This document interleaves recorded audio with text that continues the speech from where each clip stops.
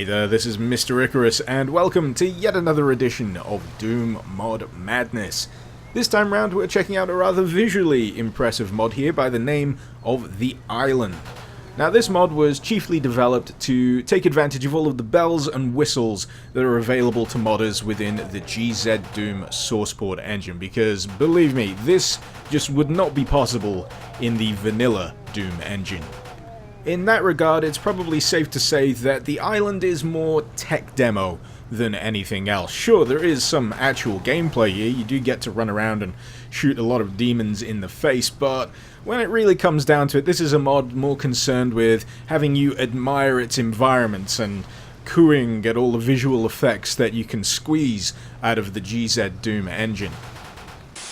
If there's one change to the gameplay in the island that I'm actually quite happy with, it's the fact that they've swapped out the regular starting pistol for a MAC-10 submachine gun. And the nice thing about this is that this particular weapon remains useful a fair bit into the actual mod, whereas with the regular starting pistol, it's actually quite weak, it's actually quite slow firing, and it's usually the last thing you want to be caught dead with when you're facing down a horde of enemies, like this one that I've just obliterated with this rather nice replacement. When it comes down to the other weapons available in this mod, though, there's very much a if it ain't broke, don't fix it philosophy. I think the only other weapon here that has any kind of significant change to it is the chain gun, which is replaced with a much faster firing variant. And that makes sense in regards to what you're up against 9 times out of 10 in this mod, and that is large hordes of enemies all trying to rush you at the same time. Granted, you'll still experience nice little atmospheric interludes like this one here, which kind of pull double duty. They serve to give you a bit of a breather between the bigger encounters, and also serve to show off some of the more subtle effects of the GZDoom engine. For example, you may have noticed that whenever the imps chuck their fireballs down here in these caves, they'll illuminate the spaces around them. It's a really nice effect, and moments like these give you a little bit more time to appreciate that kind of stuff. Another thing here that I really appreciate is how accurately cave-like these cave environments actually are. It may sound like a very obvious statement, but this kind of stuff is extremely difficult to pull off, even within something like the GZDoom engine, because even with access to all of these visual bells and whistles, being able to wrangle the level designer enough to create these organic-looking cave systems requires a lot of care and attention to detail. If there's one aspect of the island where I'd say it falls down ever so slightly, it would probably be in the design of the enemy encounters, because they feel very much like an afterthought, and while some of them are, you know, decently entertaining, they don't always fit. There is a very clear Serious Sam vibe to a lot of these. I mean, it's you know, hard to ignore the sound that these kamikaze enemies are making, which is taken straight from those particular enemies in Serious Sam, but this really doesn't come anywhere near the same amount of fun that I'd have blasting through a few levels of Serious Sam. For one, the weaponry that we've got here isn't really up to the task. There's not enough goofy variants here to enhance the fun factor, and a lot of these encounters do get very repetitive. A lot of them are recycled, and you'll find that you just end up going through the motions. There's not an especially massive amount of challenge for you to overcome here. It's more just, you know, how many more enemies am I going to have to kill before the mod lets me move on to the next area. And the fatal flaw in this particular area is this secret that I just unlocked. You can pretty much just sit up here, the enemies can't do jack shit about it, and you can just pick them off from above. It's not a very compelling way to play the game, to be perfectly honest, and as I said earlier, it makes it all feel very much like an afterthought.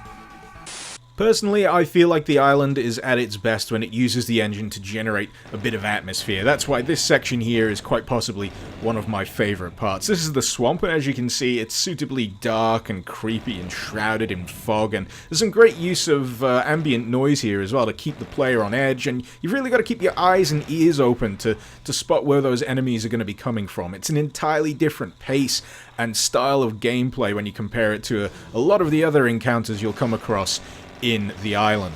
It's just a shame that this particular section is so short in comparison to the rest of the mod. I could have easily played much more in this particular style, because it effectively drew me in. This is the point where I was like, right, I'm feeling this. I'm compelled by this.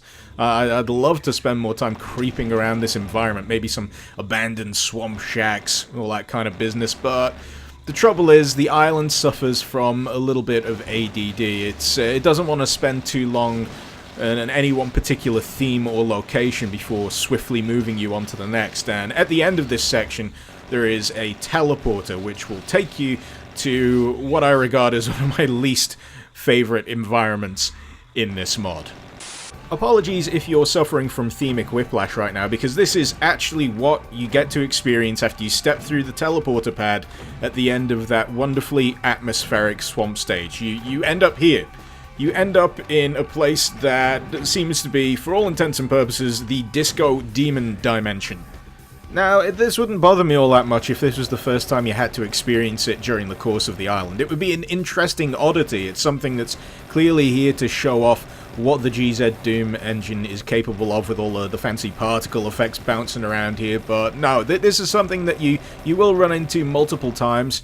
The first of which has you navigating some really, really tedious light maze, but then you run into this. And the chief gimmick here is that this fountain turns red when the next enemy wave is about to begin, and that's about it.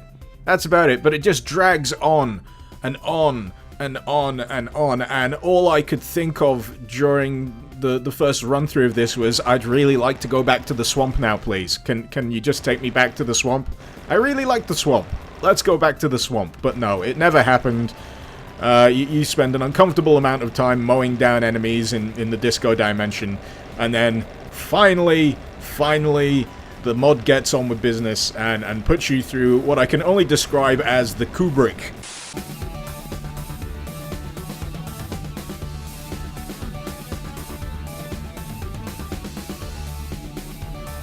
So, with that out of the way, where does that leave us? Where do we stand exactly when it comes to the island as an overall experience? Well, personally, I feel like what I said quite early on still holds true. It's pretty much a tech demo. First and foremost, it's here to show off how nice everything can look with the features of this particular sourceport engine. Everything else around that is strictly secondary. The core gameplay, the enemy encounters, it's just a little bit of sprinkling on top. It feels more like a concession than anything, and you're not going to get a lot of challenge out of these encounters either. They're not particularly taxing, they're not particularly tough to get through, and if anything sums up this mod as a whole, I'd say this final boss battle right here does it perfectly.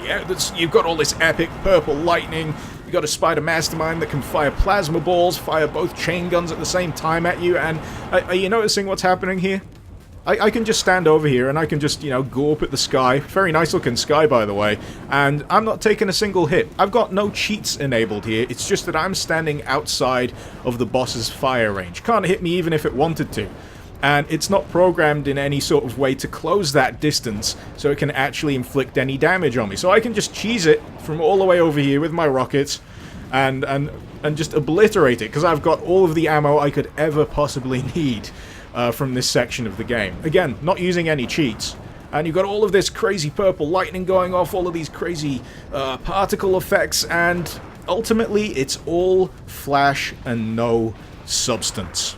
May sound a little harsh, but that's truly how I feel about it. And even then, I suspect that might have been the original author's intent, to create something that is first and foremost a visual showcase with little regard to the core gameplay. And that's fine, you're allowed to do that. There's no rule saying that you're not allowed to create a mod like that. It's just that for someone like me who revels in really strong gameplay and overcoming a challenge, there's not really all that much for me to chew on here other than, how spiffy and shiny everything looks.